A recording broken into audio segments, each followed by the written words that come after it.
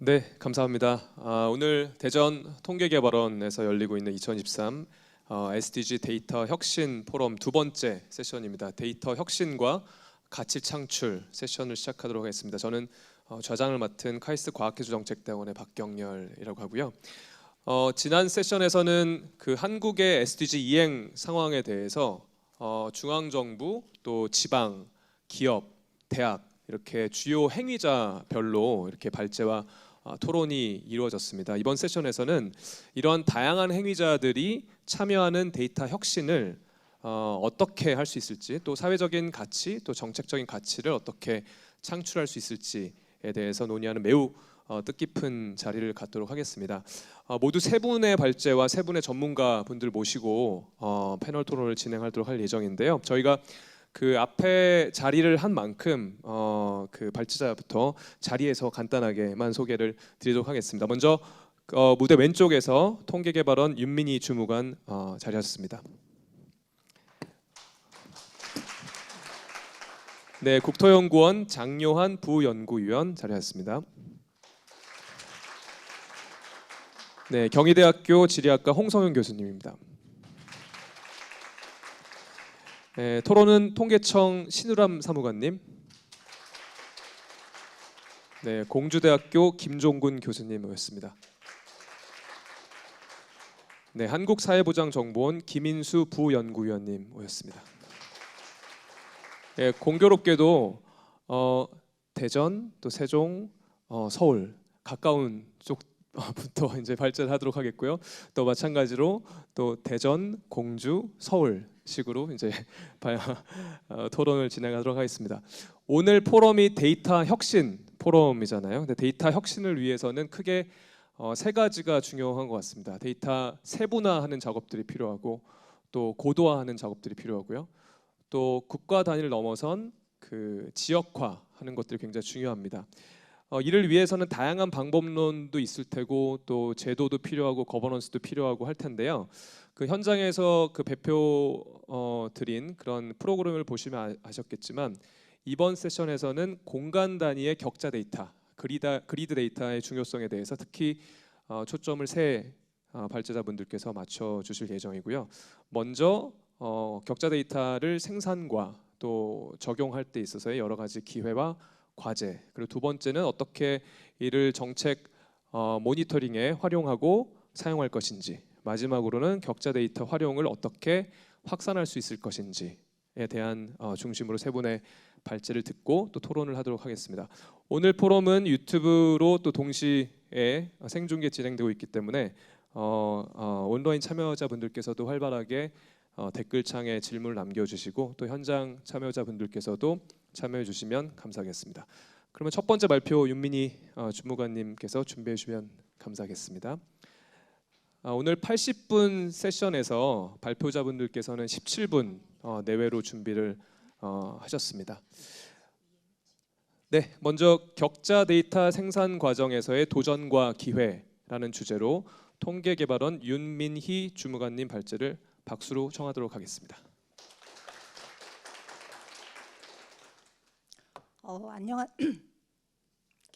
긴장이 돼서 목소리가 안 나오는데 안녕하세요. 저는 통계개발원 정책통계연구팀에서 SDG 업무를 담당하고 있는 윤민희입니다.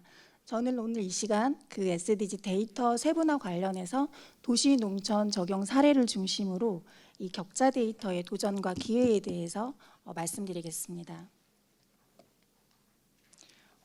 왜 격자 데이터인가? 다시 말씀드리면 SDG에서는 왜 이 격자 데이터에 대해서 관심을 갖게 되었을까요? 그 논의의 중심에는 도시가 있습니다. 유엔은 2016년 새로운 도시 의제를 채택하고 모두를 위한 도시를 국제사회의 도시 정책 규범으로 제시하였습니다. 특히 SDG 11번 목표는 포용적이고 안전하며 회복력 있고 지속 가능한 도시와 주거지 조성을 목표로 하고 있습니다. 또한 동시에 SDG의 중요한 핵심 원칙, 오늘 많이 들으셨을 텐데요. Leave no one behind, 아무도 소외되지 않게 한다에 있습니다. 이 원칙을 실현하기 위해서는 이 소외되는 사람을 발견하는 것이 중요한데요. 이를 위해서는 다양한 측면에서의 데이터 세분화가 필요합니다. 그 측면의 하나인 도시와 농촌은 이 데이터 세분화에서 핵심 변수로 전체 169개 세부 목표 중 3분의 2 정도가 도시와 농촌 지역에 대한 측정과 관련됩니다. 그래서 UN, OECD 등 5개의 국제기구에서 국제적으로 적용할 수 있는 도시 농촌 개념 설정 방법론을 개발하였습니다. 여기에 기본이 되는 것이 격자 기반의 인구, 즉 인구 격자입니다. 도시 농촌 분류에 들어가기 앞서 이제 격자에 대해서 살펴보겠습니다. 바로 뒤이어 이 격자 데이터를 전문적으로 다루시는 교수님과 박사님이 계셔서 저는 간단하게만 언급하고 넘어가겠습니다. 이 격자는 보시면 아시겠지만 바둑판 같은 동일한 크기의 사각형 배열입니다. 그런데 이 격자는 그냥 그려진 것은 아니고 여기 보이는 위에 작은 삼각형 투영 원점을 중심으로 서쪽으로 300km, 남쪽으로 700km 이 아랫부분에 이 격자 원점을 중심으로 전국을 정사각형 동일한 크기로 나눈 것입니다. 이 격자의 크기는 다양한데요.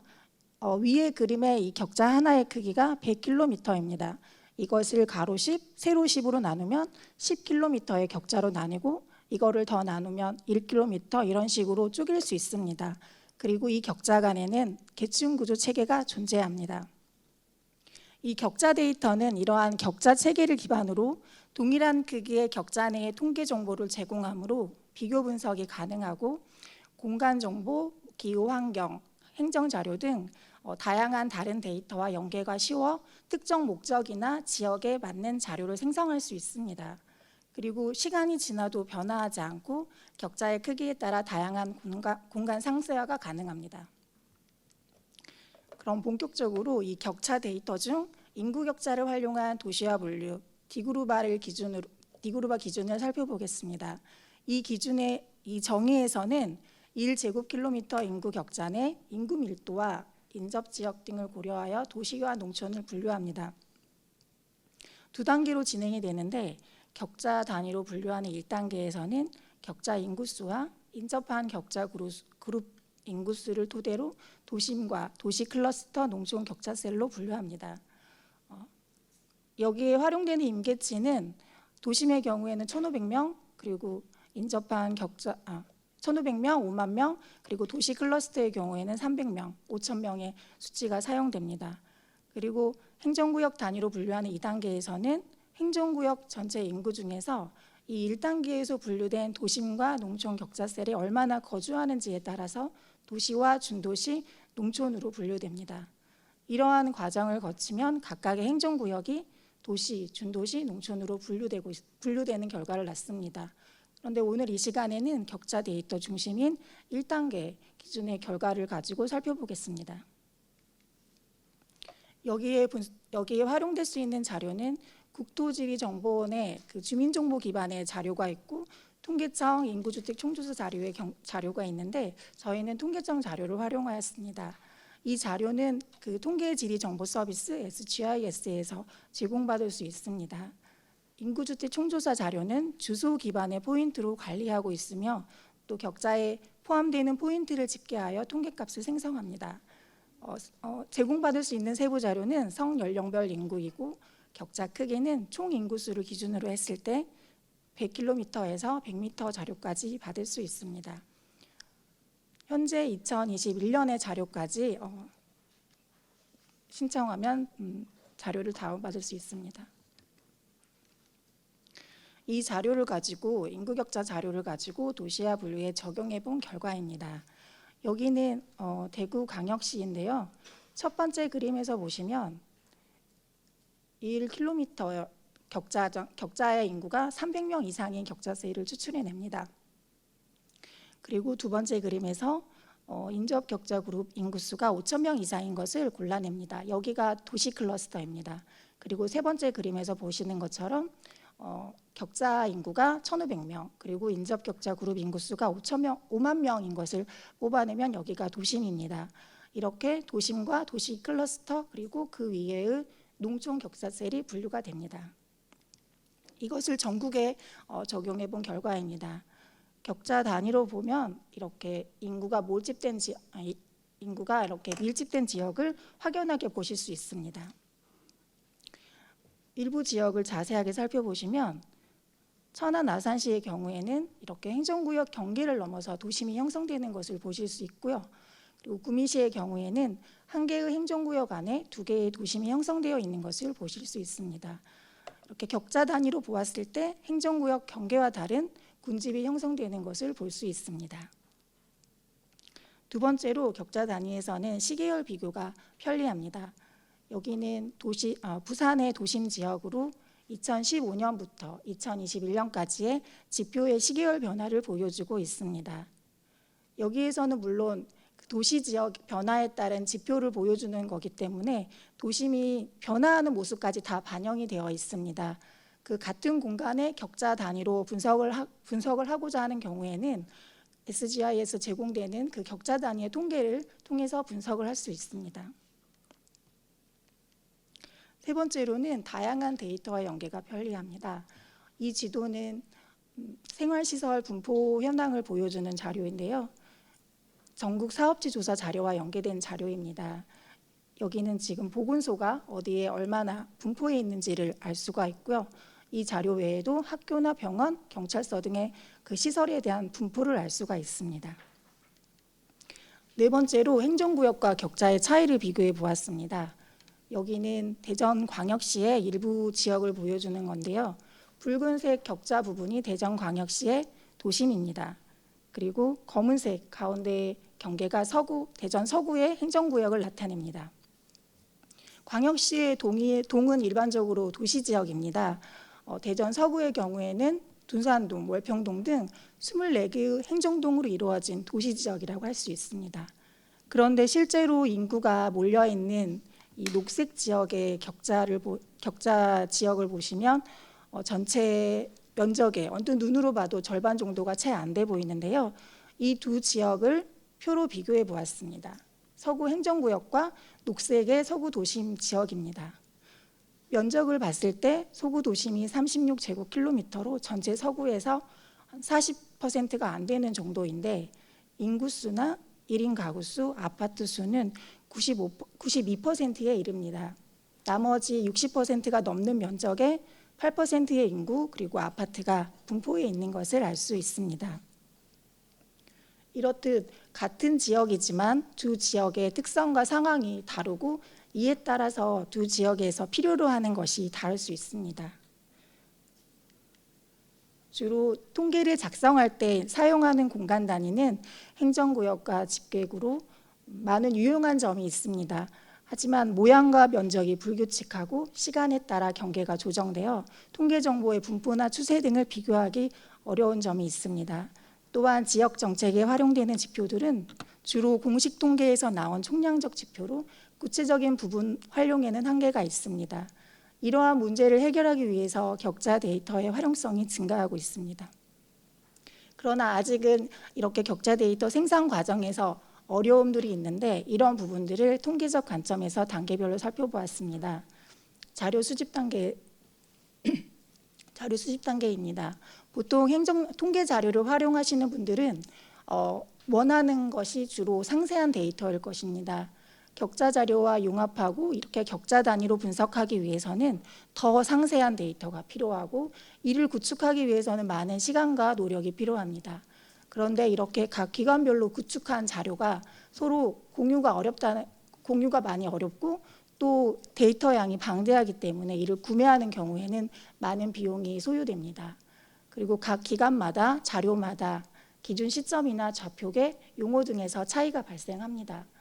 자료 검토 단계에서는 지오코딩 시 발생할 수 있는 건데 지오코딩은 도로명이나 주소 등에서 지리 좌표를 얻는 것을 말합니다.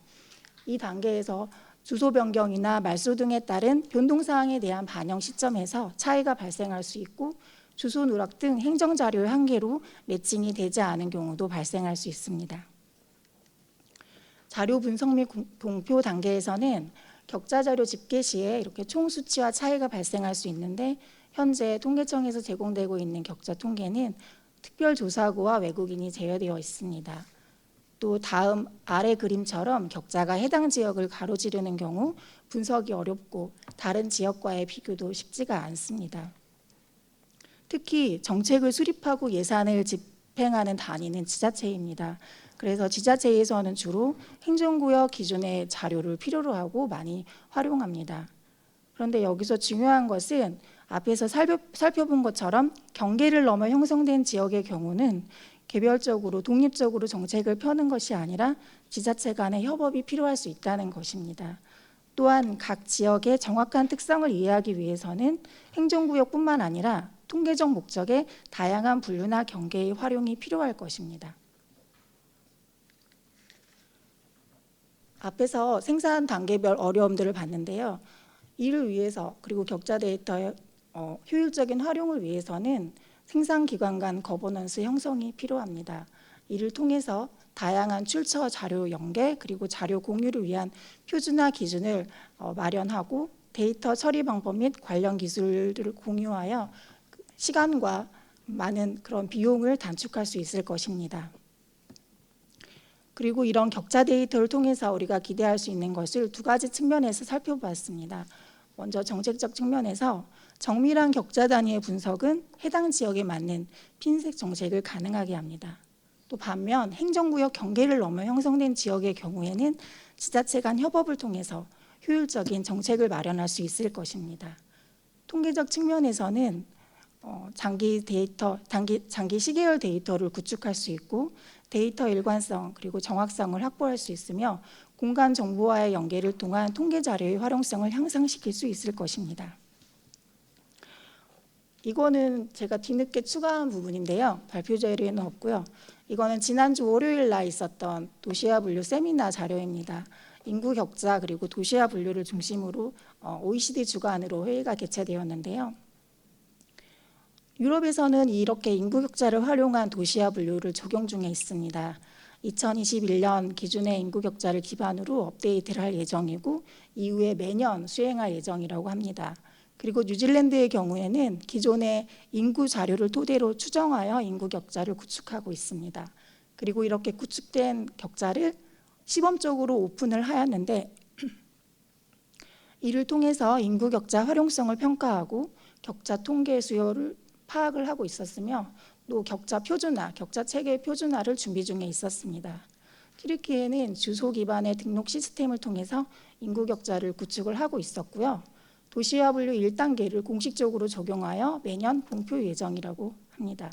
한국의 경우에는 이렇게 국내 도시 분류화 적용한 사례를 소개하고 그리고 한국의 SGIS 서비스를 소개하였습니다. 국제사회에서는 한국통계청에서 제공하고 있는 SGIS 도시화 분석 지도에 대해서 관심을 많이 갖고 있었습니다. 단순히 격자 통계를 제공하는 것뿐만 아니라 장기 시계열 데이터를 제공하고 또 다른 데이터와 연계를 통해서 서비스하고 있는 것에 관심을 많이 보였습니다. 데이터 서비스 관련해서는 한국통계청이 선도적인 역할을 하고 있는 것을 알 수 있었습니다. 국제적으로나 국내적으로나 이렇게 격자 데이터의 활용성이 증가하고 있는 시점에서 통계청의 역할이 중요한 것 같습니다. 앞으로 나가야 할 방향 그리고 그 가운데서 통계청이 해야 할 역할들에 대해서도 많은 좋은 의견 주시면 감사하겠습니다. 이상입니다. 네, 윤민희 주무관님 감사합니다. 왜 인구 격자 데이터가 중요한지 SDG 논의를 넘어서 이렇게 말씀해 주셨고요. 그리고 이 그리드 데이터가 어떻게 데이터 세분에 연결될 수 있는지 이 주제는 다음 두 번째 발표와도 잘 연결될 것 같습니다. 다음은 지속 가능한 관광 영향에 대한 SDG 모니터링 방법, 격자 데이터를 활용한 모니터링 및 정책 지원의 주제로 국토연구원 장효환 부연구위원님께서 발제를 해주시도록 하겠습니다.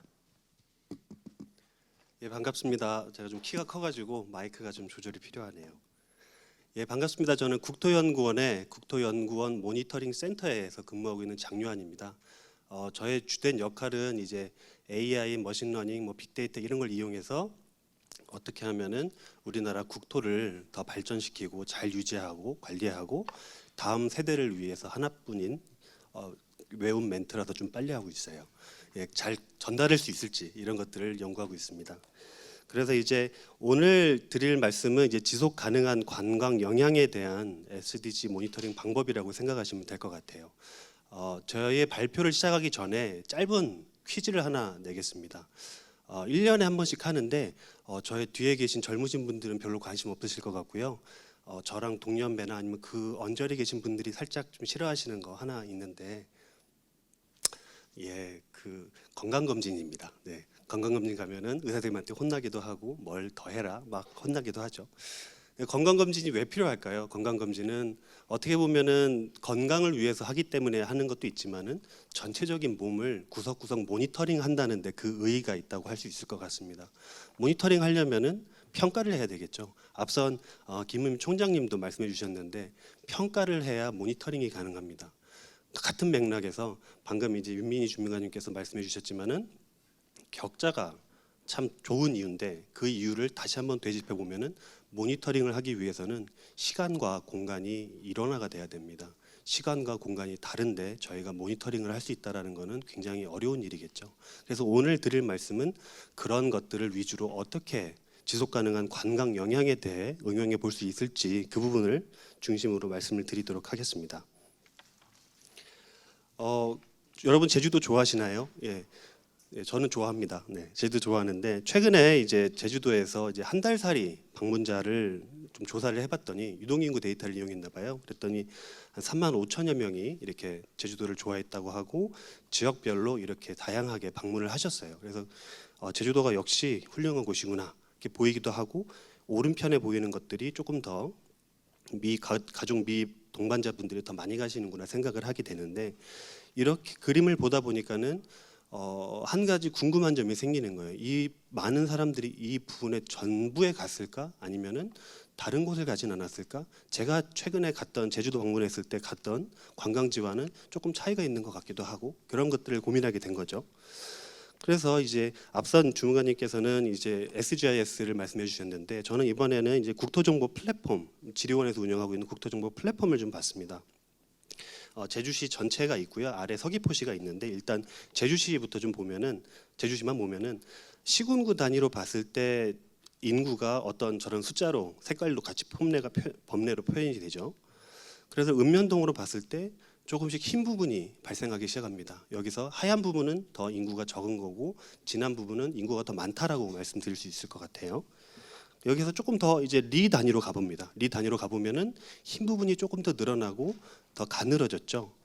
그래서 마지막으로 격자로 가봤습니다. 500m 격자로 가봤더니 우리가 흔히들 알고 있는 제주공항이랑 그 시가지 주변이 인구가 굉장히 많고 나머지는 많지는 않더라고요. 이렇게 시군구와 격자, 읍면동 격자리 이렇게 비교를 해보면은 생각보다 차이가 좀 있습니다. 그리고 앞선 발표자분들께서 말씀해 주셨지만은 우리나라 행정구역은 굉장히 수시로 변합니다. 그래서 앞서 설명드렸던 말씀 중에 제가 모니터링을 하기 위해서는 시간과 공간이 일어나야 된다고 말씀드렸잖아요. 자꾸 바뀌는 행정동 단위에서 저희가 모니터링을 한다고 그러면은 굉장히 이격이 발생하기 쉽습니다. 그런 점에서 격자를 써야 된다는 말씀을 드립니다. 지속 가능한 관광 영향에 대해서 말씀을 드리고 있기 때문에 관광에 대해서 조금 더 말씀드릴게요. 이 슬라이드는 이제 한국 관광 데이터랩에서 이제 운영하고 있는 이제 관광 통계입니다. 해외에서 얼마나 왔고 국내는 얼마나 가고 그리고 그 방문 비율은 어떠하고 어떻게 모이는지에 대한 설명들이 있는데 아쉽게도 지금은 이제 시군구 단위로만 집계가 되고 있는데 지금은 추후 이제 읍면동 단위로도 공개를 한다고 하네요. 그래서 이 집계들을 보면은 내국인과 외국인 방문자 최대 지역이 이제 지역별로 나와 있죠. 그래서 이 같이 제공되는 그림을 보시면은 그러니까 오래 머물고 잠도 많이 자고 막 이런 지역들이 좀 분산돼 있습니다. 그래서 이 유형들을 보고 내국인 방문자 최대 지역 이런 것들을 보기 시작하면서 한 해에 대한 데이터만 있다 보니까는 이 데이터들을 이제 격자로 볼 수 있는 방법은 없을까? 총량은 그러니까 움직이는 총량은 확인이 됐는데 그렇다면 이 사람들이 어디로 가는가? 그렇다면 지자체 입장에서는 지속 가능한 관광 모니터링을 위해서 어디에 주안점을 줘야 되는가? 그래서 이번에는 지방행정 인허가 데이터로 옮겨봤습니다. 거기에는 이제 관광 사업자랑 그다음에 관광 숙박업소가 함께 정보가 있습니다.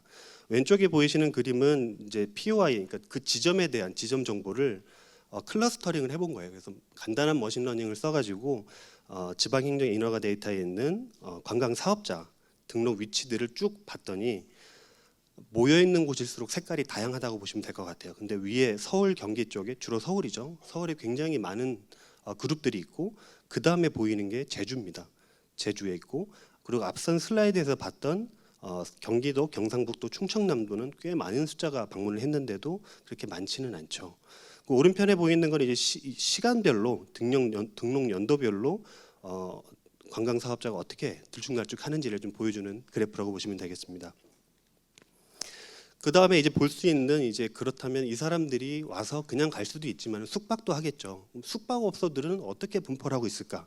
오른편에 보이는 이제 QR 코드를 보시고 이제 직접 그래프를 보실 수도 있고요. 나중에 공개되는 PDF 파일을 보시면서 이 링크를 따라서 직접 보시면은 이 그래프를 보면서 각 그 숙박업, 펜션업, 그 다음에 민박업 이런 것들이 전국에 연도에 따라서 어떻게 등록이 됐는지 등록 추이가 좀 확인이 가능합니다. 보면은 코로나 때 잠깐 주춤했다가 다시 또 성장하고 있는 그러니까 등록 수가 늘어나고 있는 추이가 보입니다. 지금 여기까지는 이제 어떤 큰 그림에서 관광업이 어떻게 모니터링이 되고 있는지를 보셨어요. 그렇다면 이거를 읍면 그 격자 500m 격자 단위로 한번 축해 보면은 이게 어떻게 보이는지 어떻게 나누는지 또 보실 수 있을 거예요. 왼편에서부터 이제 오른편으로 가고 그다음에 아래로 갈수록 그 연도에 등록된 숙박업소들을 쭉 다 찍어봤습니다. 보시면은 왼편에 보이는 건 그냥 지도고요. 오른편에 보이시는 거는 QR 코드입니다. 여러분들 퇴근하시고 집에 가실 때 대중교통에서 운전하시면서 하면 위험하니까요. 대중교통 하시면서 한 번씩 보시면은 내가 사는 지역의 숙박업소들이 어떻게 들쭉날쭉하고 있고 몇 년도에 어디가 좀 더 많았구나 이것들 보시게 될 것 같아요. 그래서 이 데이터들은 이 내용들은 이제 저희가 월간국토라는 데서 이제 제가 투고하는 내용인데요. 확인해 본 결과 2000년대, 2015년대, 16년대쯤부터 해가지고 그 강원 해안선을 따라서 숙박업소들이 갑자기 발생을 했고 전라도 쪽은 그 숙박업소들이 바닷가 따라서 없고요. 해안, 그러니까 섬 지역을 중심으로 발생을 합니다. 그 다음에 2017년도부터 해서 제주도에 숙박업소들의 엄청난 숫자의 그 등록 추이가 발생이 됐습니다. 코로나가 있었던 2020년도에는 주춤했다가 당연히 21년도, 22년도에 또 급증하는 성과가 보입니다. 앞서 제일 먼저 보여드렸던 이제 한 달 살이 그 그림과 아래의 격자를 한번 비교를 해볼게요.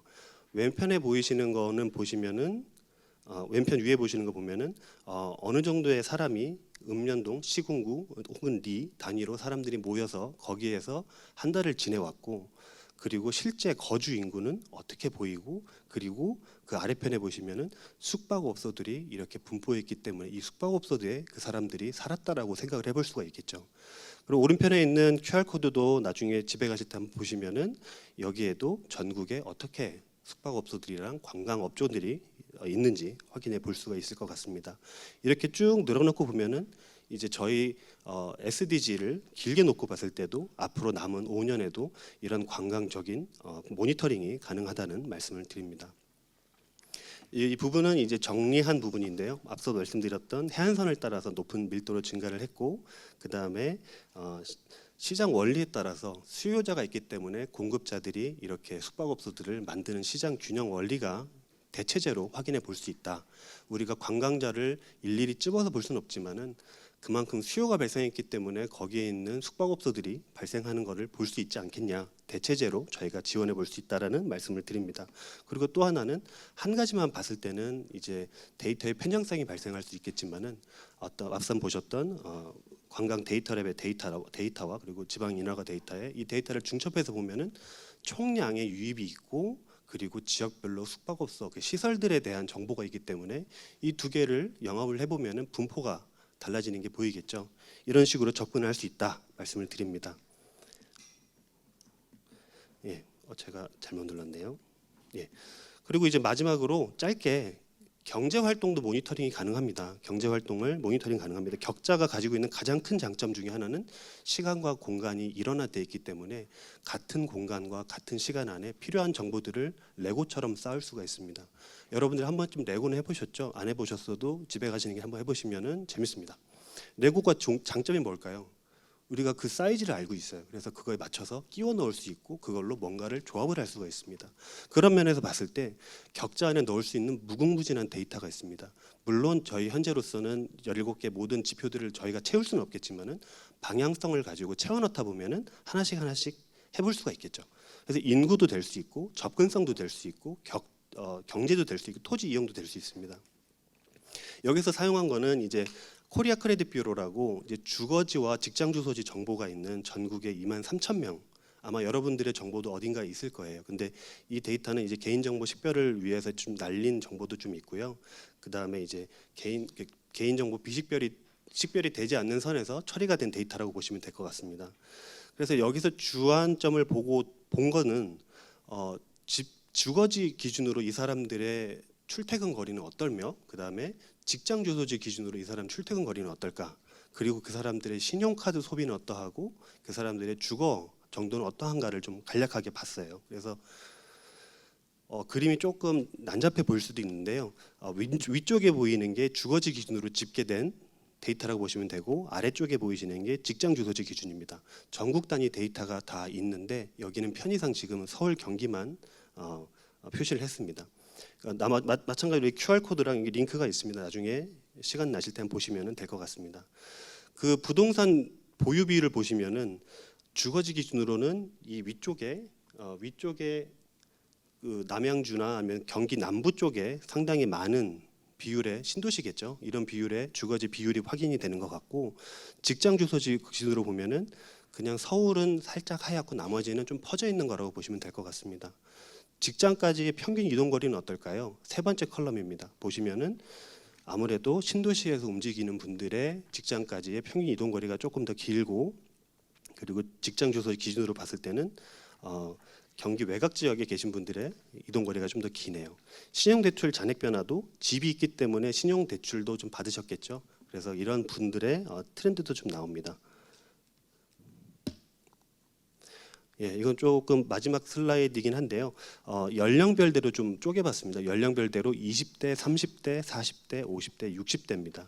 그래서 첫 번째는 이제 집계 인구가 어떻게 달라지는지, 그다음에 주거용 부동산 보유 비율, 그다음에 신용대출 잔액 변화, 그리고 나머지는 직장까지의 평균 거리와 연평균 카드용 금액 변화라고 보시면 될 것 같은데, 두 번째 컬럼을 보시면은 주거용 부동산 보유 비율 보시면은 20대가 집이 없는 건 당연하겠죠. 지날수록 이게 색깔이 많다는 건데 30대부터 경기 남부부터 채워지는 걸 볼 수가 있고요.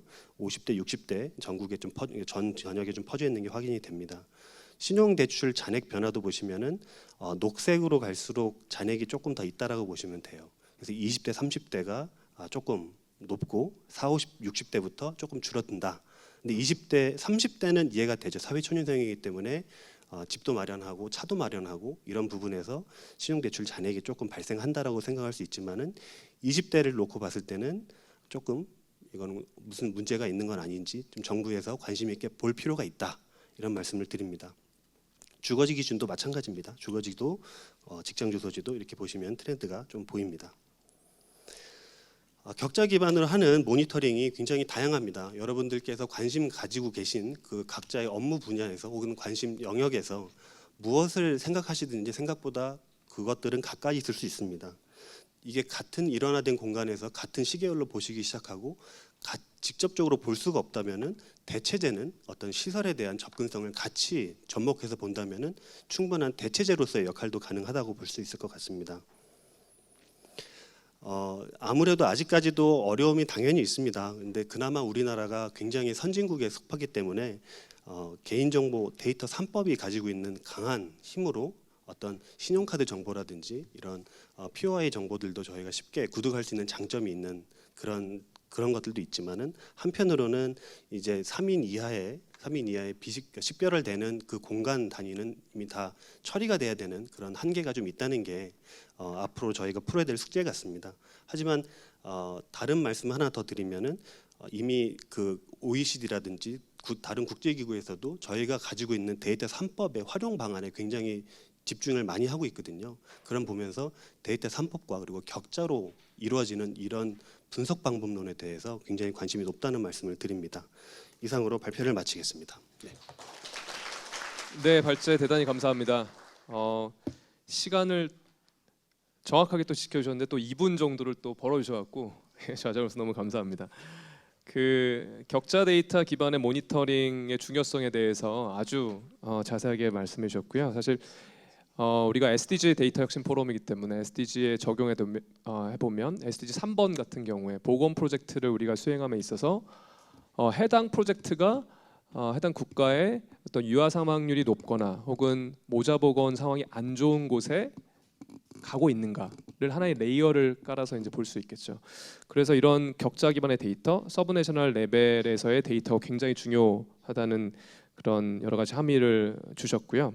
이런 모니터링을 통해서 평가를 하고 또 기존에 하고 있는 여러 가지 정책의 타겟팅이 잘못됐을 때 수정을 하는 다양한 방식으로 이런 데이터를 이용할 수 있다는 것들을 좀 보여주신 것 같습니다.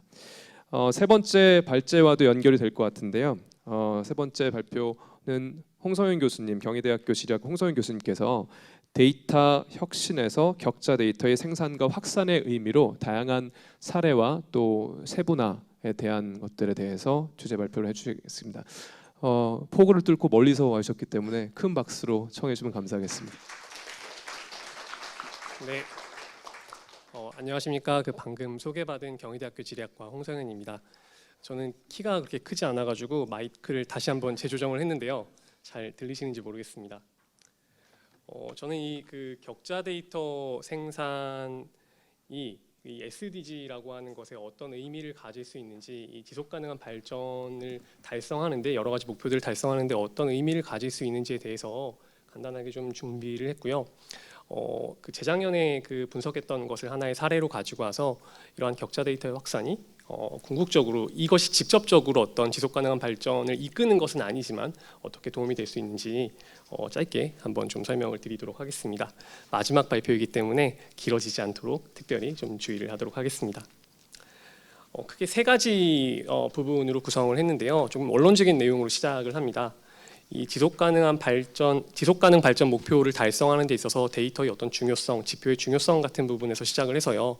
특히 어떤 공간 데이터, 특히 그 중에서도 격자 데이터가 어떠한 특징이 있길래 이런 어떤 지속 가능 발전 목표에 도움이 될 수 있는지, 이 지속 가능 발전 목표에서 추구하는 그러한 것들을 어떻게 보조할 수 있는지 설명을 드리려고 하고요.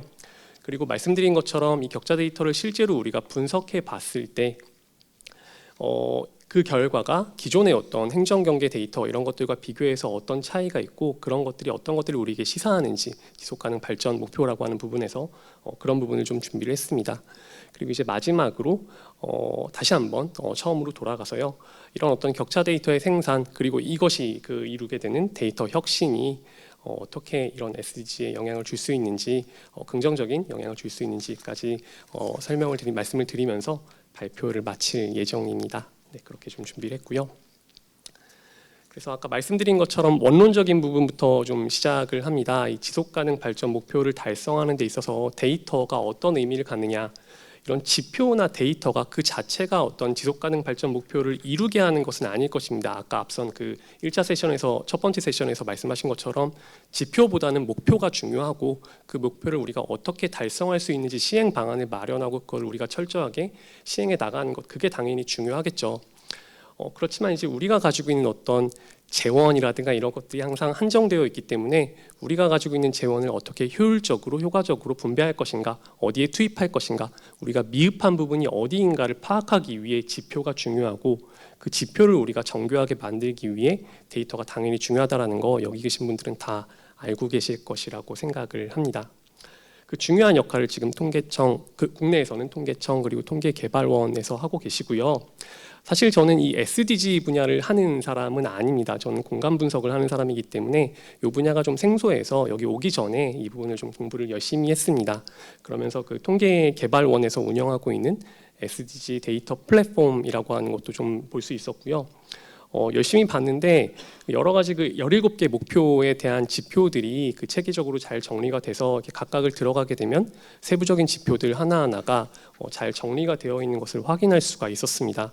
이 자체가 이제 우리가 지금까지 2015년 이후로 이런 어떤 SDG 이행을 위해서 해온 노력들을 반영하는 것이고, 통계청과 통계개발원 이런 어떤 더 나아가선 정부의 어떤 역할을 그 노력을 보여주는 것이라고 생각을 합니다. 안에 들어가 보게 되면 이것도 물론 이제 그 앞서 첫 번째 세션에서 이렇게 충분한 얘기가 있었습니다만, 여러 가지 지표들이 2015년 이후로 SDG라고 하는 것을 우리가 처음 시작을 한 2015년 이후로 어떻게 변화해 왔는지 국내에서는 이런 것들을 좀 볼 수 있었고요.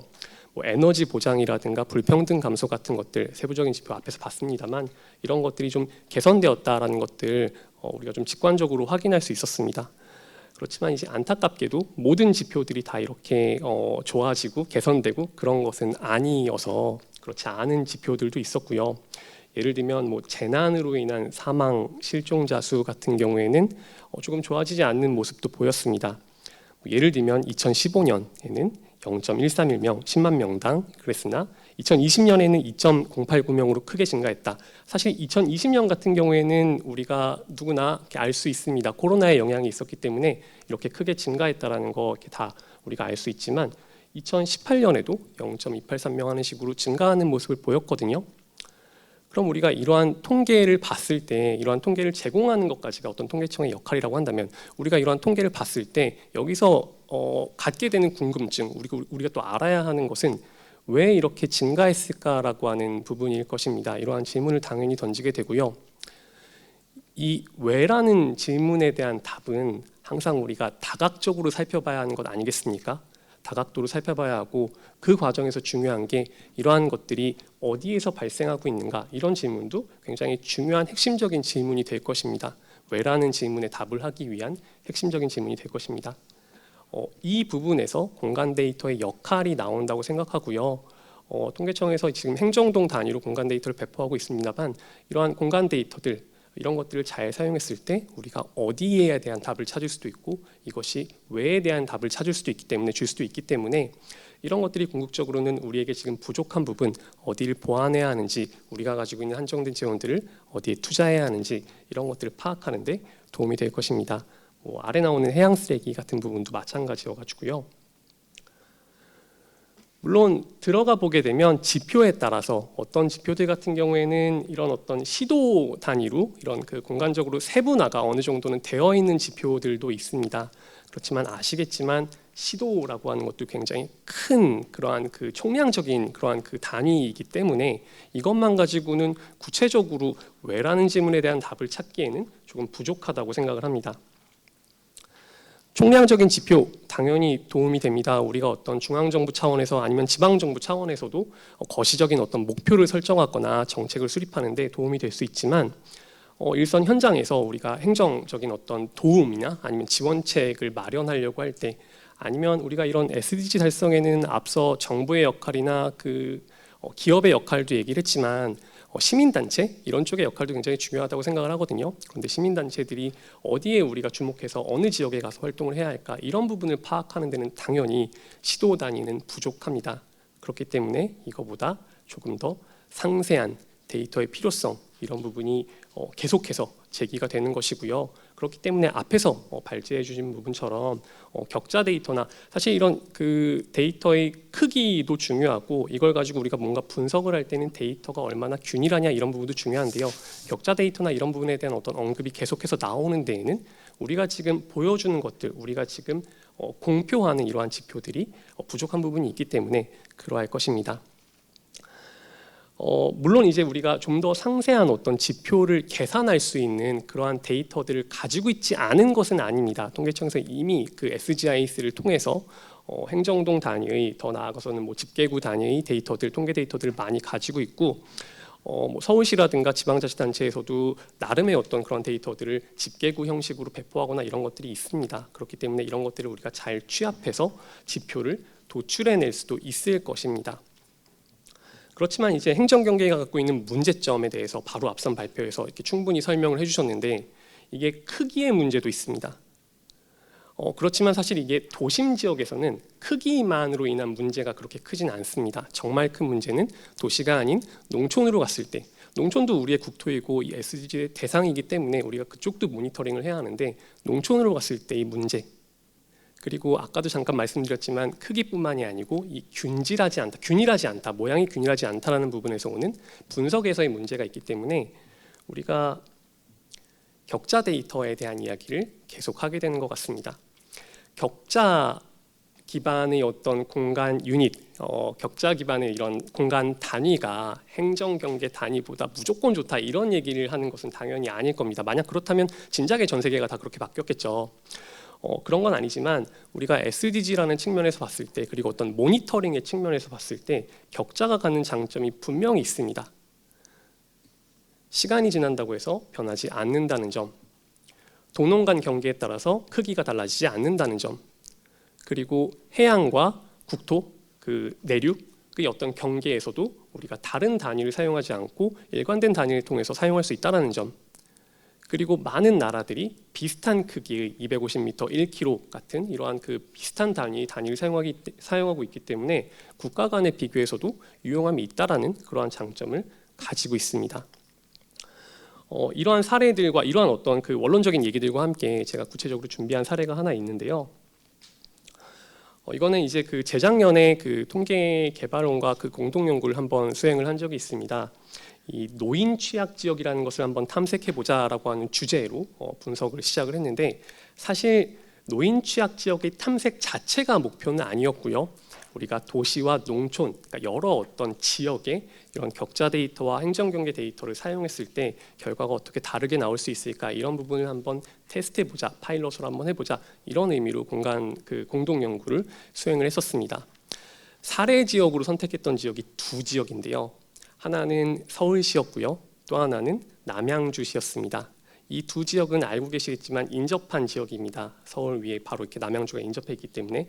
그렇지만 굉장히 상반된 특성을 가지고 있죠. 서울은 뭐 아시다시피 굉장히 뭐 우리나라 가장 큰 도시이기 때문에 인구 밀도도 높고, 반면에 이제 남양주 같은 경우에는 물론 이제 남양주의 그 시 안에는 그 도심도 있습니다만 농촌 지역이 많기 때문에 인구 밀도 측면에서 비교가 되지 않습니다.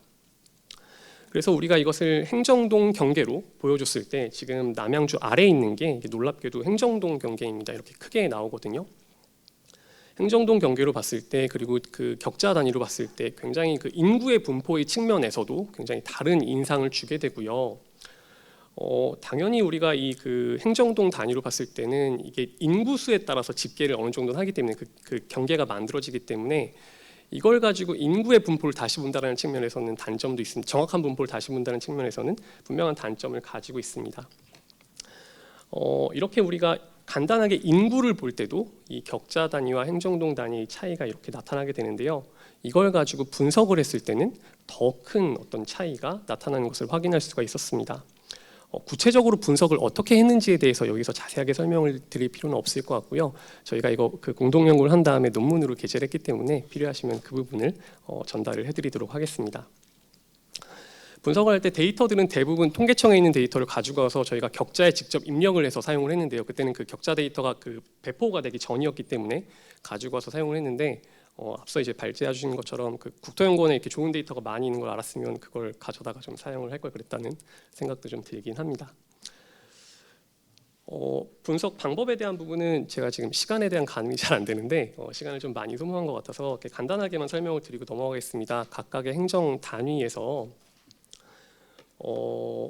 이게 저희는 생활 취약 지역을 좀 탐색하는 걸 목표로 했기 때문에 생활 취약 지역을 조금 저희가 자의적으로 정의를 했습니다.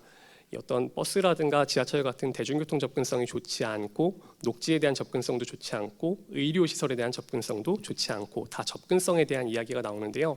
이 접근성을 보는 데 있어서 각각의 어떤 단위에서의 중심점을 사용했습니다.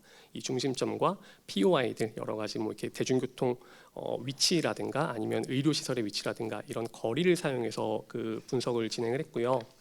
그리고 그것들을 그냥 가중치 없이 선형으로 결합한 다음에 이 지표가 높은 지역이 이동하는 데 걸리는 시간이 오래되는 지역이기 때문에 접근성이 좋지 않고 생활 취약 지역이라고 봤습니다.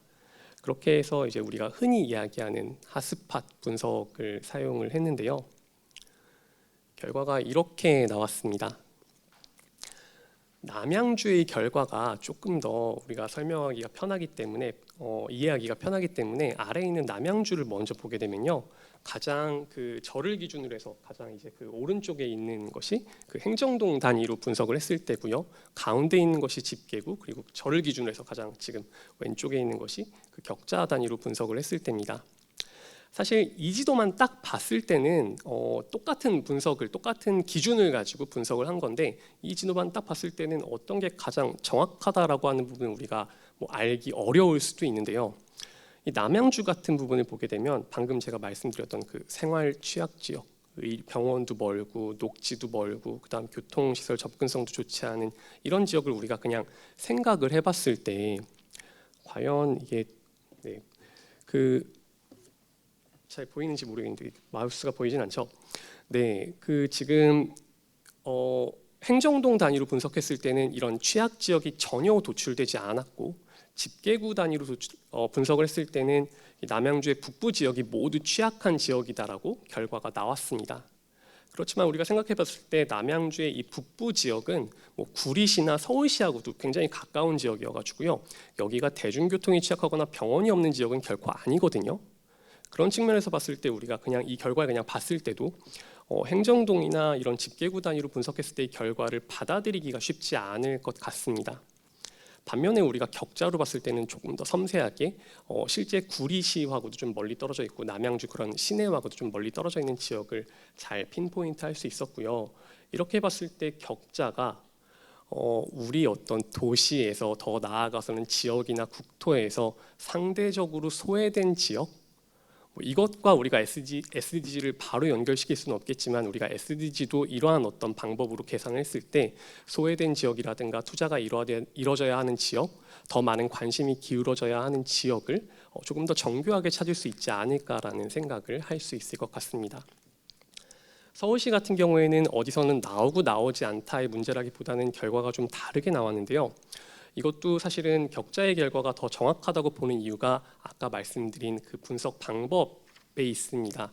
중심점을 가지고 와서 사용을 했는데, 행정동이나 집계구 단위는 사실은 외곽 지역으로 갈수록 인구가 없는 지역일수록 이 크기가 워낙 다르기 때문에 우리가 도형의 중심점을 사용해서 분석을 하거나, 사실은 이 방법밖에 없는 경우도 많거든요. 이렇게 했을 때 결과가 잘 나오지 않은 것이 아니었을까라는 생각을 했었습니다. 그렇기 때문에 저희가 내렸던 결론은 공간에 따라 어떤 상이한 분석 결과가 나오게 되는데, 이 결과의 어떤 신뢰성 같은 측면에서 놓고 봤을 때 우리가 물론 일괄적으로 모든 지역에서 격자가 더 좋다라는 말은 할 수 없지만, 적어도 이 공간 단위의 크기가 굉장히 큰, 공간 유닛의 크기가 굉장히 큰 농촌 지역에서는 격자 간의 효용성이 분명히 있다. 그리고 지금과 마찬가지로 접근성에 기반한 어떠한 분석, 도형의 점을 사용하는 이러한 분석을 수행할 때는 마찬가지로 도형의 크기가 균일할 수 있는 격자의 효용성이 분명히 있을 수가 있다라는 생각을 할 수가 있었습니다. 지금까지 또 다시 한번 어떤 하나의 분석에 초점을 맞춰서 설명을 드렸는데요. 이걸 조금 더 확장시키면 이거는 지금 어떤 노인 생활 취약 지역이라고 하는 하나의 어떤 사례에 적용한 분석 결과지만, 우리가 이러한 그 격자 데이터가 지금 뭐 국내에서 이미 생산이 되고 있고 일정 정도는 배포도 되고 있는데, 이런 것들이 더 활발하게 만들어지고 확산이 되고 배포가 된다면, 공유가 이루어진다면 더 많은 어떤 SDG 지표들을 격자에 기반해서 우리가 상세화할 수 있을 것이고, 그것이 우리에게 조금 더 정확한 실제를 반영할 수 있는 그러한 시사점을 우리에게 줄 수 있지 않을까, 그러한 부분들을 우리에게 좀 보여줄 수 있지 않을까라는 생각을 했습니다. 그렇기 때문에 아까 지금 그 앞선 발표에서도 설명을 해주셨는데, 지금 우리나라뿐만이 아니고 뉴질랜드라든가 튀르키예라든가 하는 나라에서도 격자 통계를 준비를 하고 있는데요. 저도 바로 뒤에 슬라이드에 좀 준비를 했는데, 이러한 장점이 있기 때문에 많은 그 국가에서 통계 그 기관에서 이러한 그 데이터를 준비를 하고 있다고 생각을 하고요. 이런 부분이 계속해서 발전하고 우리가 조금 더 많은 데이터들이 격자 단위로 공표가 될 수 있을 때 leave no one behind라는 얘기를 몇 번 해주셨는데 이런 것들의 어떤 원칙을 지켜가면서 SDG 목표를 달성하는데 도움이 될 수 있을 것이라고 생각을 합니다. 격자 같은 경우 뭐 일본에도 있고요. 사실 제가 이제 작년이 연구년이었습니다. 그 연구년으로 뉴질랜드에 있었는데요. 제가 마침 뉴질랜드에 있을 때 그 스태틱스 뉴질랜드를 방문했을 때 이 통계에 대해서 지금 서베이도 하고 그런 것들을 봤거든요.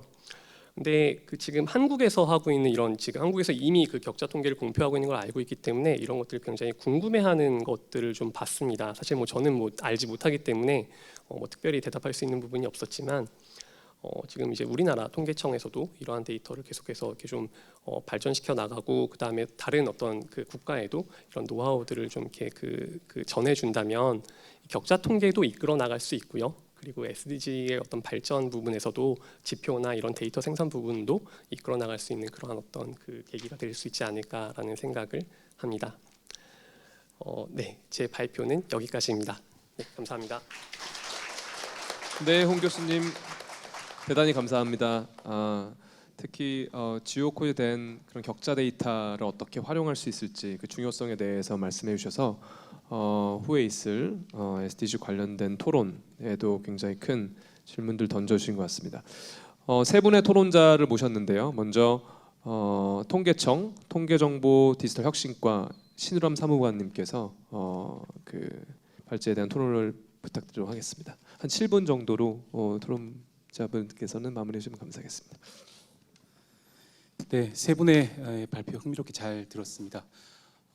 우리가 아주 오랫동안 그 지역을 이해하기 위해서는 행정구역 단위로 제공되는 통계를 사용했습니다.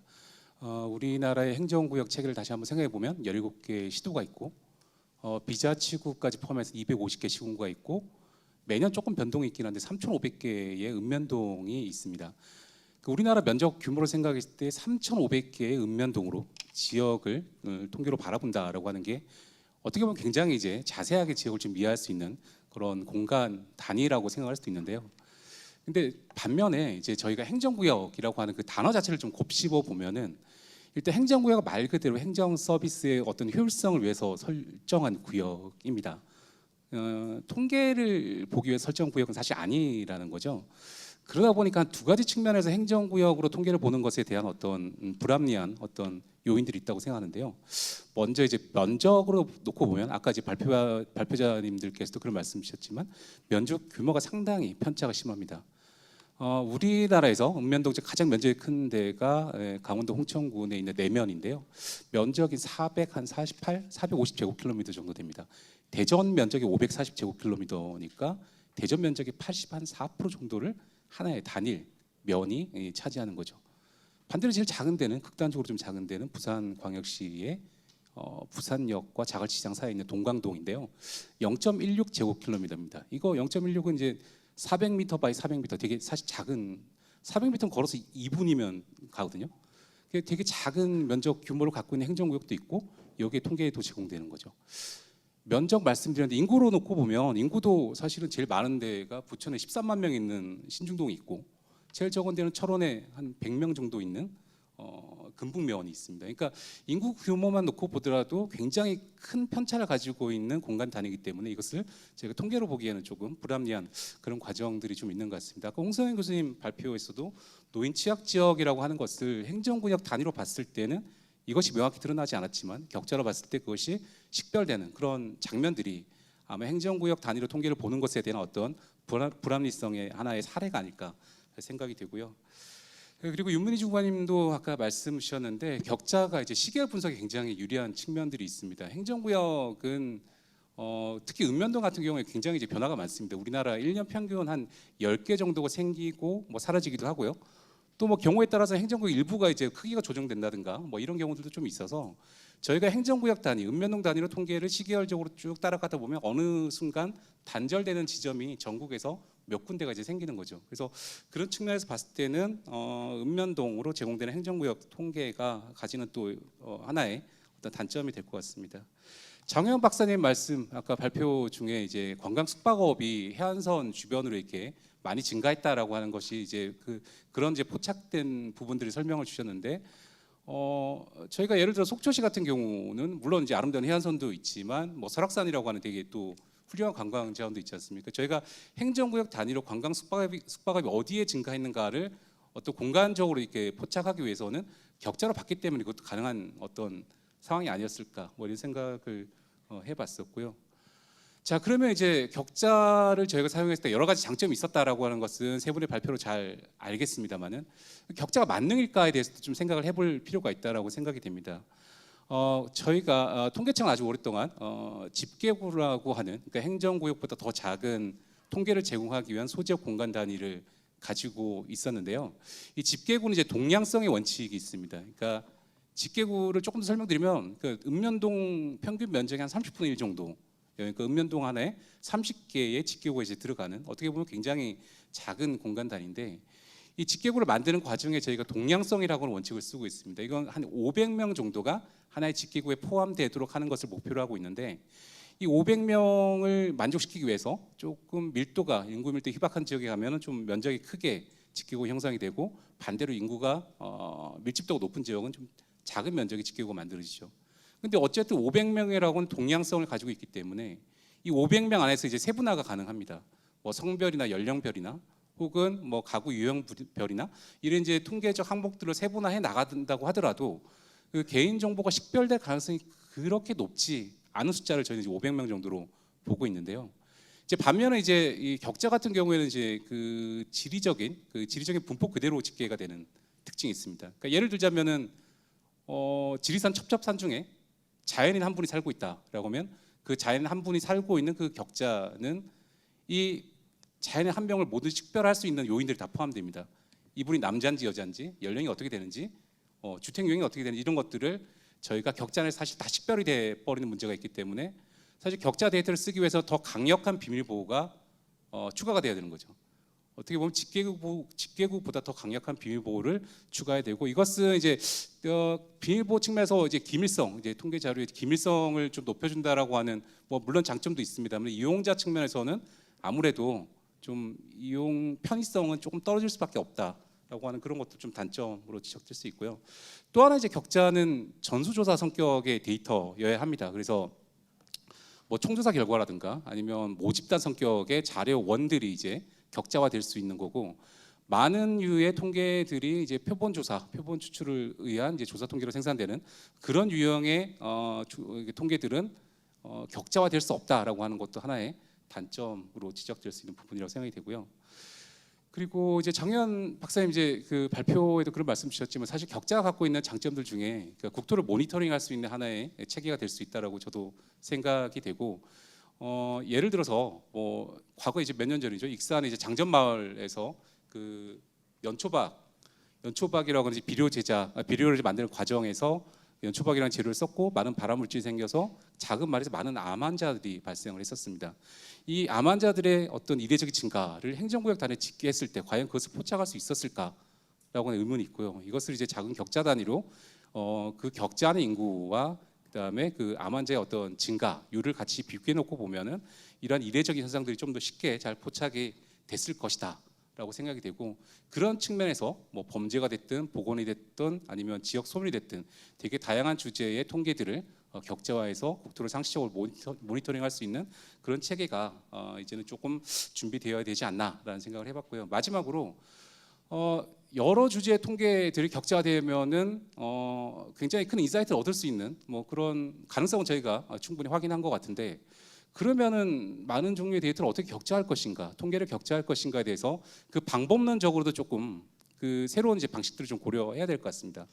사실 공식 통계 안에서 격자 통계로 제공되는 유형이 그렇게 많지가 않습니다. 왜냐하면은 이 기초 자료가 갖고 있는 주소 하나하나를 공간 좌표로 전환하는 그러니까 지오 코딩이라고 아까 설명하셨는데 그 지오 코딩 과정이 100% 자동화는 되지 않습니다. 거의 99%, 98% 대부분은 자동화가 되는데 일부 주소가 뭐 오타가 있다든지 아니면 과거 없어진 주소라든지 이런 것들 때문에 자동으로 다 바뀌지가 않는다는 거죠. 그 유실되는 이러한 이제 주소 정보들을 어떻게 저희가 대체할 것인가. 그러니까 저희가 사실 통계 영역에서는 아주 오랫동안 뭐 임퓨테이션에 대한 부분들, 그러니까 대체에 대한 방법들이 많이 개발이 됐었는데 그 지리적인, 그러니까 주소와 관련된 지리 좌표로 변환하는 이 과정에서 유실되는 자료를 어떻게 임퓨테이션으로 저희가 보정함으로써 전체 데이터 셋을 만들어 줄 것인가. 그럼으로써 격차 통계로 제공되는 통계 주제를 얼마나 어떻게 더 다양화해 줄 것인가. 이런 부분에 대해서는 지금부터 이제 좀 열심히 고민하고 방법들을 좀 찾아가야 될 그런 시점이라고 생각하면서 저 의견을 마치도록 하겠습니다. 감사합니다. 네, 사모님 감사합니다. 그 격자 데이터의 장단점에 대해서 아주 실무적인 관점에서 한계들 또 특히 중요한 한계들 되게 짚어주셨고요. 그런 뭐 집계구의 동량성 때문에 발생할 수 있는 기밀성 문제라든지 표본 조사인 경우의 한계라든지 이런 것들은 저희가 좀 더 체계화하는 그런 대응이 필요하지 않을까 생각이 들었습니다. 다음은 공주대학교 지리교육과의 김종근 교수님 모시도록 하겠습니다. 네, 안녕하십니까. 공주대학교 지리교육과의 김종근입니다. 저는 SDG 지속 가능한 도시와 주거지 조성이라고 하는 목표를 달성하기 위하여 국토의 현황을 모니터링하고 그것의 시계열 변화를 살펴보기 위해서는 그리드 또는 이제 격자형 자료를 구축하고 그것을 지속적으로 분석하는 것은 당연한 기결이라고 생각합니다. 그래서 하지만 좀 전에 우리 사무관님께서 신흥관 사무관님께서 지적하셨듯이 이 격자형 자료 자체가 만능이 될 수는 없다라고 생각합니다. 그래서 제가 몇 가지 계산 방향 등에 대해서 좀 생각을 해봤습니다. 거기에 대해서 간단히 말씀드리겠는데요. 첫 번째는 세분화에 대한 문제입니다. 세분화를 말씀을 하셨는데 한계가 있다, 전수조사 자료가 필요하다라는 말씀하셨는데 그럼에도 불구하고 저는 그렇게 말씀드리고 싶습니다. 세분화라고 하는 것이 그러니까 자료를 갖고 있는데 그 갖고 있는 자료를 갖고 익명화하는 것과 아예 이 원천 자료가 무엇인지도 모르는 상태에서 그 오류라고 할 수 있겠죠. 또는 측정 불가의 자료가 계속적으로 누적이 되어 있다면 그것으로 발생할 수 있는 오류의 가능성들의 파급 효과가 분석 과정마다 계속 파급이 일어날 것이고 그게 어떤 뭐라고 할까요? 나비 효과를 일으키게 될지는 사실은 모르겠습니다. 그렇기 때문에 그런 부분에서는 예를 들어서 지오 코딩 과정에서 발생하는 문제들에 대해서 1%면 다행이긴 한데요. 그런 전화를 한다든지 이런 다른 추가적인 조사 방안을 넣어서 그런 것들을 내부적으로나마 그것을 확보하고 있는 것들이 필요하지 않을까라는 생각을 하고 있습니다. 첫 번째가 이제 그 세부화에 대한 문제인데요. 그러니까 전수조사가 필요하다면 그리고 이제 공표 단위의 문제를 또 말씀드리고 싶습니다. 지금 현재 1km 단위로 하는 것이 가장 보편적인 방법이긴 합니다만 아까 그 주무관님도 말씀하셨고 홍성현 교수님도 말씀하셨듯이 그 1km는 행정동이나 이렇게 비교하기에는 좀 여러 가지 문제점들이 있을 수 있습니다. 그래서 당연히 이제 공간 단위가 100m로 간다든지 이렇게 줄어들어야 될 필요가 있는데 그렇게 하기에는 여러 가지 어려움이 있을 것으로 생각이 됩니다. 하지만 이런 공간 단위의 문제점뿐만이 아니라 저는 또 생각하는 게 자료를 세분화해서 공표하는 것도 필요하다고 봅니다. 지금 현재 100m 단위로 인구가 공표되고 있는데 0에서 7세 단위의 인구가 공표되고 있는 것으로 알고 있습니다. 물론 내부적으로 다른 게 있겠지만 하지만 실제 저 연구자로서 제가 연구를 할 때 예를 들어 영유아 보육 인프라 접근성에 관한 분석을 하는데 0에서 7세 자료는 쓸 수가 없습니다. 왜냐하면 영아와 그리고 유아 그리고 유치원 이것을 각각의 수요를 구분해야지 그들이 어디에 있는지를 알아야 그 수요의 분포를 알아야지만 분석을 할 수 있기 때문입니다. 그래서 이거는 사실은 간단한 문제라고 생각하거든요. 공표의 단위를 어떻게 할 것인가에 대해서 그 수요자들이 원하는 형태의 뭐 이렇게 나누어서 준다고 한다면 그런 건 수요 조사를 통해서 가능할 것이라고 생각이 듭니다. 이런 세부화는 물론 어려운 문제라고 생각합니다. 근데 제가 드리고 싶은 말씀은 가능한 대로 최대한 그 자세한 수준에서 제공할 수 있다면 좋겠다고 생각이 들고요. 그리고 두 번째로 말씀드리고 싶은 부분은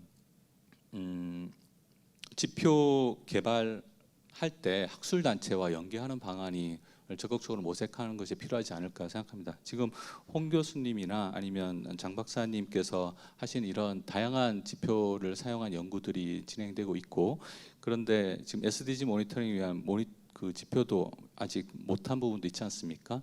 그렇게 보면 사실은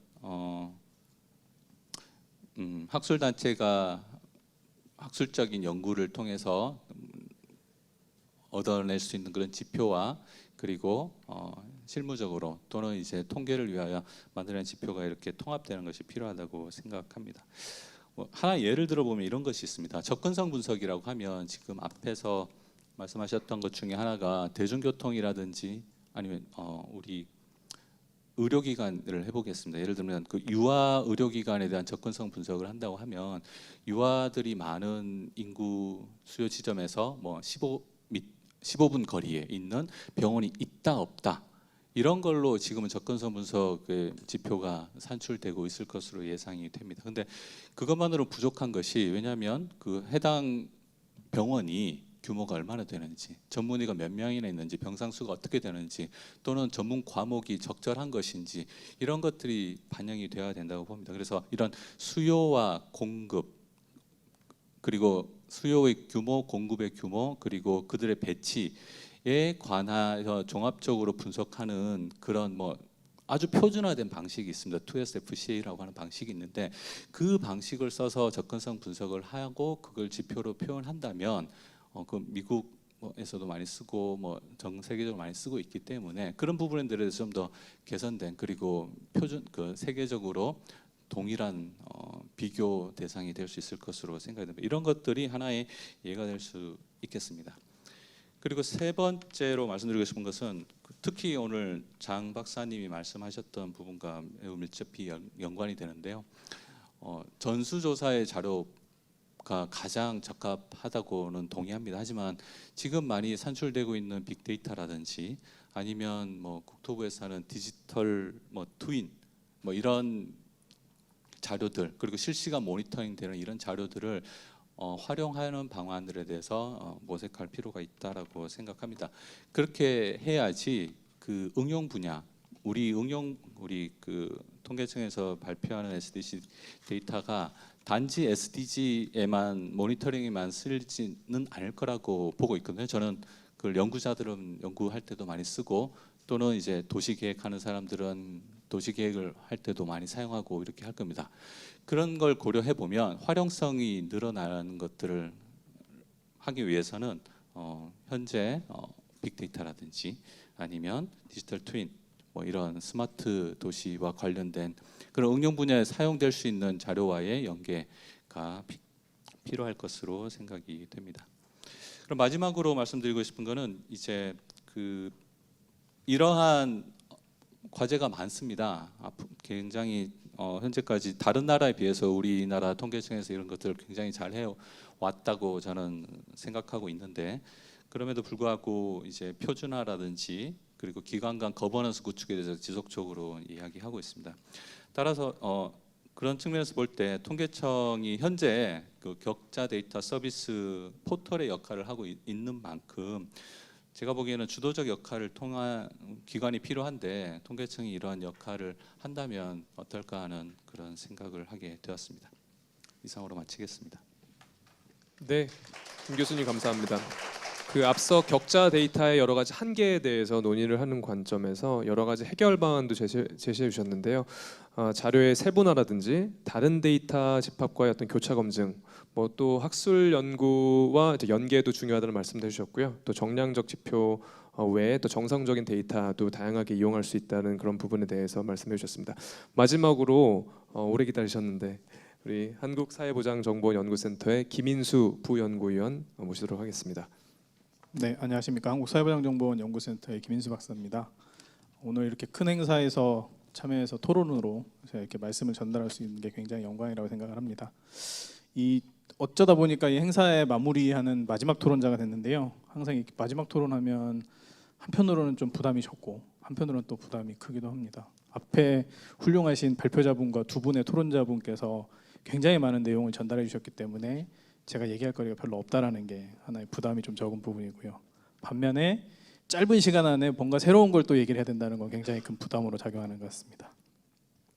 오늘 그 발표하신 세 분의 연구자분들의 내용은 굉장히 각각 하나하나가 다 훌륭한 연구이기 때문에 그거에 대해서 제가 뭐 이렇게 하나하나 개별적으로 토론을 드린다기보다는 앞으로 이 연구를 활용해서 어떤 방향으로 하면 더 좋은 결과물을 낼 수 있을까 이런 걸 좀 제안해 보고자 합니다. 그걸 말씀드리기 전에 이제 한국사회보장정보원 그러면 아마 생소하신 분들이 많으실 것 같은데요. 그래서 간단하게 좀 말씀을 드리면서 시작을 하겠습니다. 저희 정보원 같은 경우는 보건복지부뿐만 아니라 국토부, 교육부, 여성가족부, 보훈처 이런 기관들에서 진행하는 사회복지 사업들을 위한 시스템을 구축하고 운영하고 관리하면서 데이터들을 생산해내는 기관입니다. 그리고 이 생산된 데이터들을 오늘 세션의 주제에 맞는 가치 있는 활용이라고 하는 부분들에 지원하는 작업들도 굉장히 많이 진행을 하고 있습니다. 그 과정에서 제가 데이터와 관련된 여러 가지 활동들을 좀 했었는데요. 저희 정보원이 가지고 있는 데이터를 자산화하는 부분들, 그리고 이것들을 외부 데이터와 결합해서 쓸 수 있도록 제공하는 부분들, 다양한 작업들을 하다 보니까 오늘 주신 내용들을 실제 사업에서 어떻게 활용해 보면 좋을 것인가에 대한 부분들에 대해서 좀 어느 정도 얘기를 드릴 수 있을 것 같아서 좀 말씀을 드리고자 합니다. 저희 정보원이 진행하는 여러 가지 사업들 중에서 행정 데이터를 이용해서 하고 있는 사업 중에 하나가 복지사각지대 발굴이라고 하는 사업이 있습니다.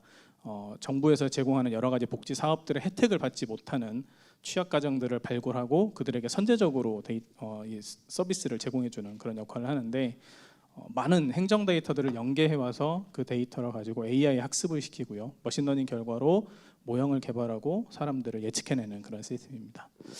이걸 보면서 항상 들었던 것 중에 하나가 모형들을 좀 더 세분화하고 다양한 형태의 지역별 대상자들을 좀 타겟팅하는 게 정교화됐으면 좋겠다라는 그 연구자로서의 개인적인 좀 아쉬움이 좀 있었는데 오늘 말씀 주신 이 공간 정보를 이용한 격자 데이터가 좀 활용 가능하지 않을까 생각을 해보고 있습니다. 이 격자 데이터 안에 앞서 여러 가지 발표자분께서 말씀 주셨던 여러 가지 사회 보장과 관련된 시설과 관련된 정보들을 집어넣고 지역 구분 도심이라든가 도심 클러스터, 농촌으로 구분하는 이런 것들 좀 집어넣고 그다음에 취약과 관련된 데이터들을 같이 레이아웃으로 쌓으면 좀 더 정교화된 모형들, 세분화된 모형을 만들어낼 수 있지 않을까 하는 측면에서 충분히 활용 가능성이 있을 거라고 판단을 하고 있습니다. 그래서 앞으로도 좀 많은 연구를 같이 해봤으면 좋겠다라는 생각을 가지고 있습니다.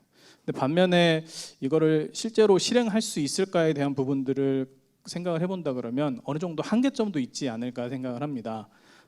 앞에서 행정동과 격자 데이터의 차이점에 대해서 많이 말씀을 주셨는데 격자 데이터가 가지는 장점에도 불구하고 왜 아직까지 실무에서는 행정동 단위로 업무가 이루어질까에 대한 부분들을 본다 그러면 실제로 저희가 만들어낸 정부의 정책들은 지방자치단체의 책임하에 각 행정동 단위로 많이 수행이 되게 됩니다. 그래서 이 책임이라고 하는 부분, 예산이라고 하는 부분이 걸려 있기 때문에 격자 단위에서 나오는 것과 같이 이렇게 정확하게 그 행정구역을 넘나들면서 수행할 수 없는 그런 한계점이 있습니다.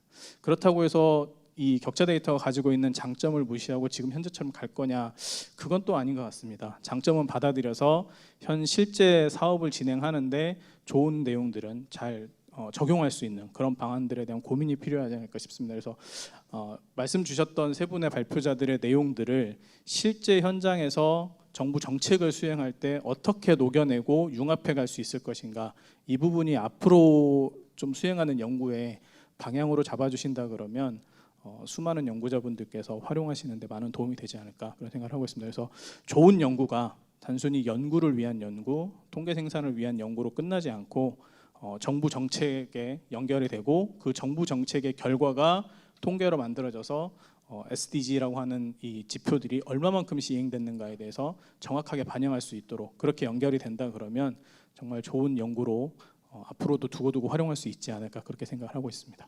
끝으로 1분 정도가 남았는데요. 한 가지 여기 아까 말씀 주셨던 여러 교수님들에 대한 그 갈증을 이게 해소가 될지는 잘 모르겠습니다만 약간 해소할 수 있는 부분을 하나 말씀을 드리자면 데이터 3법이 만들어지면서 연구 목적으로 행정 데이터를 가명 처리해서 활용할 수 있는 길이 열렸습니다.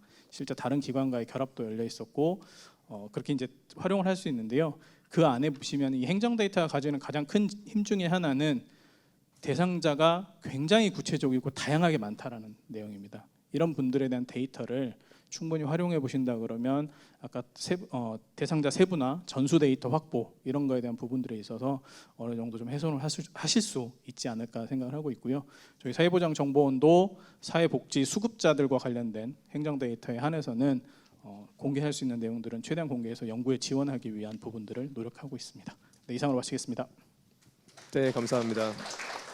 제가 뭐 따로 정리할 필요 없이 마지막 토론자 역시 오늘 전체 세션을 잘 마무리해 주신 것 같습니다. 사실은 발제자분들께도 좀 기회를 드리고 여기 플로어도 오픈해서 질문도 받고 해야 되는데 시간 관계상 오늘 세션을 이렇게 마무리를 하도록 하겠습니다. 따로 제가 정리는 안 드리겠고요. 사실 SDG 데이터의 사실 가치는 어떤 단순한 수치나 어떤 계량하기 위한 그 평가의 목적이 아니라 보다 나은 그런 글로벌 사회를 위한 그런 가치적인 그런 측면도 굉장히 큽니다. 여기 계신 모든 분들께 삼겨야 될 부분일 것 같고요. 오늘 이 뜻깊은 자리 마련해 주신 통계개발원과 통계청에 감사드립니다. 수고 많으셨습니다. 감사드립니다.